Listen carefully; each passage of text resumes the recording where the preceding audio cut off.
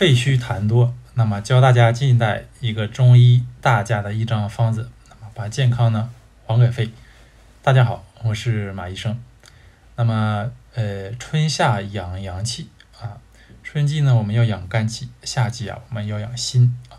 那么秋冬季节我们要养阴气啊，冬季呢我们要养肾啊。那脾胃的话呢是后天之本，无论是什么季节我们都要调养好。那秋季养什么呢？秋季当然就是要养肺啊。秋季在五行中属于金，跟我们这个肺相对应啊。那么它这个金呢，它有收敛的性质啊。秋季的话呢，我们应该也让身体进行一个收藏啊。今天给大家介绍一个民国时期的一位中医大家，叫做张锡纯啊。在他的《医学中庸参析录》中有一个资生汤就是养肺的啊，它能够补脾胃润肺止咳。那么我们来了解一下这个方子为啥有这种作用，我们来分析一下它的组成，那大家就知道了。组成呢如下有淮山药，有白术，有鸡内金，还有玄参和牛蒡子那这个药方主要作用呢就是一个补强肺气，像肺气虚、肺阴虚引起的咳嗽咳痰，然后呢气虚发热肺虚虚劳等等那这个方子它有什么特点呢？就是看不到呢直接补肺的药它的独到之处呢就在这儿那么这个张锡纯呢没有直接呢来补肺，而是通过补脾胃来补肺。那为啥要这样补呢？因为从中医这个理论来看呢，我们要子虚补其母，母亲强健才能让自己的孩子更加健康那么肺属金，脾为肺之母那么土厚金强，因此呢我们说要培土生金法，那么用补脾来补肺。那如果肺气虚的话呢，家里小孩子就比较瘦弱，我们要把母亲调养好呢，那么肺的母亲呢是谁呢？是脾因此呢肺虚了呢，我们这里来调脾胃我们来看一下药，第一位呢是山药。这个方子里面呢，张锡纯应用了大量的山药来健运脾胃。那山药的话呢，它除了能健运脾胃它还能补肺气此外还能补肾它呢肺脾肾三脏同补山药呢它颜色呢是白的白的话呢我们中医讲它可以入肺它能润肺止咳强肺气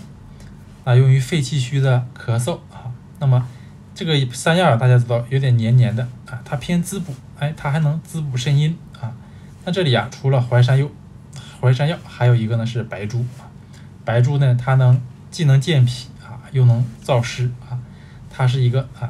脾家之圣药那么健运之后呢，脾胃的功能好了，那么这个水湿呢也自然就去除了那么白山药呢偏滋腻，这里面呢白术呢又偏燥湿这样呢就佐治了山药的滋腻的特性。这样呢它们两个加合起来既可以补又不滋腻那么还有一个呢就是鸡内金。鸡内金的话，它作用呢也是在脾胃主要呢就能帮助消化食物健运脾胃消除体内这个食物的积滞那么鸡内金、淮山药和白术三个结合起来就可以健脾燥湿还能增强脾胃这个消化功能那脾胃强健了那么它的子肺的话呢也就强健了那么紧接着还有两味清热为主的药它们能清肺中的邪气那由于肺气亏虚外邪很容易乘虚而入，这个时候呢就用到了驱除外邪清热的一个牛蒡子。牛蒡子的话呢它能去外界的邪气还能清肺中的热一些虚性的咳嗽久咳劳嗽这个人久咳都容易生这个内热生肺热这个时候可能会有阴虚盗汗的情况，这种呢用牛蒡子可以来清肺中的热气这个牛蒡子它还能清利咽喉，那咽喉我们说是肺的门户那么把门户给打扫干净的话呢，肺呢自然而然就清爽了那牛蒡子呢配合山药有清有补做到了清补同调啊。最后一个呢就是玄参，玄参它是一个清虚热、补肾水的这样一个药，它能清在上的肺中的虚热啊。那像这种阴虚内热虚火灼肺出现的虚性的咳嗽都可以用玄参来处理啊。那以上呢就是这几味药组成的资生汤专门为肺脾虚水出现这种虚性的劳咳嗽这种情况创立的那这种阴虚火旺脾胃虚弱呀，这个人消瘦总感觉没力气总感冒这种都可以参考来应用。好，本期分享到这里，再见。